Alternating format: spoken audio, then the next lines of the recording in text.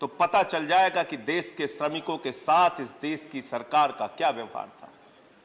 वो भूखे मजदूर मान्यवर पैदल ट्रेन की पटरियों पे चलते चले जा रहे थे, थक गए तो अपने घर से जो खाना बना के निकले थे उसको पटरी पर बैठ के खाने लगे, और थक गए तो खाने के बाद उसी पटरी पर नींद आ गई, उन्हें पता नहीं चला ट्रेन ने उनको कुचलकर मार दिया। यह इस देश के मजदूरों की हालत है मान्यवर।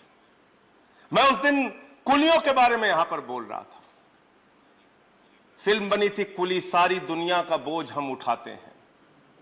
वो कुली मान्यवर, उनके परिवार के लोगों को नौकरी देने का रेल मंत्रालय ने एक समय में निर्णय लिया था, लालू प्रसाद यादव जी जब रेल मंत्री हुआ करते थे। आज तक उसके कंप्लायंस की दिशा में कोई कार्रवाई नहीं हुई। मैंने खुद मान्यवर असंगठित क्षेत्र के मजदूरों के साथ काम किया, 16 साल तक रिक्शे वालों के बीच में काम किया, ऑटो वालों के बीच में काम किया, 16 साल तक हॉकर्स के बीच में काम किया। सर, दिन भर बड़ी मेहनत से अपनी दुकान को सजाते हैं, बड़ी मेहनत से धूप में, गर्मी में, बारिश में फल बेच के, सब्जियां बेच के वो पैसे कमाते हैं।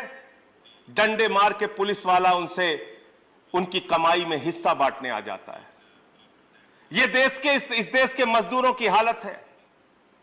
और मैं तो तारीफ करूंगा स्वर्गीय अटल बिहारी वाजपेयी जी के, उन्होंने नेशनल फेरी पॉलिसी इस देश के अंदर लागू की थी 2004 में, और बाद में कांग्रेस की सरकार ने एक एक्ट लागू किया, एक एक्ट बनाया इस देश में। इस देश के असंगठित क्षेत्र में और खास तौर से पटरी गुमटी पर काम करने वाले, रेडी पटरी पे काम करने वाले करोड़ों लोगों के हक में, करोड़ों मजदूरों के हक में एक फैसला लिया, जिसमें वेंडर्स के लिए एक्ट बनाया गया मान्यवर। उन श्रमिकों के लिए, उन वेंडर्स के लिए, उनके लिए आपकी सरकार क्या कर रही है? जब जवाब दे तो दीजिएगा। हालांकि ये आप कह सकते हैं कि अर्बन डेवलपमेंट से जुड़ा हुआ मामला है, जिस कमेटी का मैं मेंबर हूं, लेकिन आज उनकी दशा यह है कि 10-10 हजार रुपए सरकार की ओर से, प्रधानमंत्री जी की ओर से सहायता देने की बात कही गई थी मान्यवर। वो अपना 10,000 पाने के लिए 10-10 चक्कर बैंकों के लगाते हैं।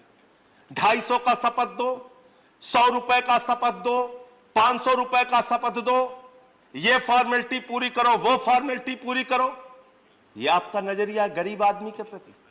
और ये पूरे आपके बदलाव को आप पढ़ेंगे, कानून को आप पढ़ेंगे तो सीधा सीधा एम्प्लॉयर के पक्ष में, एम्प्लॉयज के पक्ष में नहीं है, श्रमिकों के पक्ष में नहीं है, उद्योगपतियों के पक्ष में है, बड़े बड़े घरानों के पक्ष में है।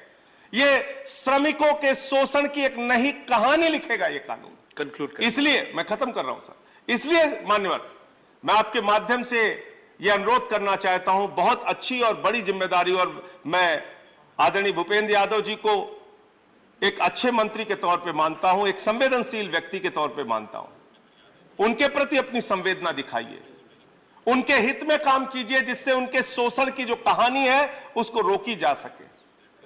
मैं वेंडर एक्ट के बारे में बात कर रहा था सर। कहीं भी इस देश में वेंडर जोन बनाने की बात हो, टीवीसी कमेटियां गठित करने की बात हो, फुटपाथ के लोगों को अधिकार देने की बात हो, रोजगार देने की बात हो, कहीं नहीं हो रहा। जहां मन में आता है बुलडोजर चला के उखाड़ दिया। ये तो वैसे ही सब बुलडोजर वाले लोग हैं, जहां मन होता है गरीब आदमी को बुलडोजर चलाया, उजाड़ के फेंक दिया। अभी एक दृश्य नोएडा का सर आप लोगों ने देखा होगा, रो रहा था एक गन्ने के दुकान का आदमी। तो मैं इसलिए कहना चाहता हूं मान्यवर कि जब आप एक बड़े तबके के लिए, करोड़ों लोगों के लिए कानून बनाने जा रहे हैं या उसमें कोई संशोधन करने जा रहे हैं, तो कम से कम उनके हितों को सर्वोपरि रखिए। वो चाहे रिक्शे वाला हो, चाहे ऑटो वाला हो, चाहे वेंडर हो, चाहे रेडी पटरी पे दुकान लगाने वाला हो, उसके हितों की रक्षा करने का काम कीजिए, उसके हितों को सुरक्षित करने का काम कीजिए। बहुत बहुत धन्यवाद, आपने इस बिल पर मुझे अपनी बात कहने का मौका। धन्यवाद माननीय श्री जयप्रकाश निषाद जी।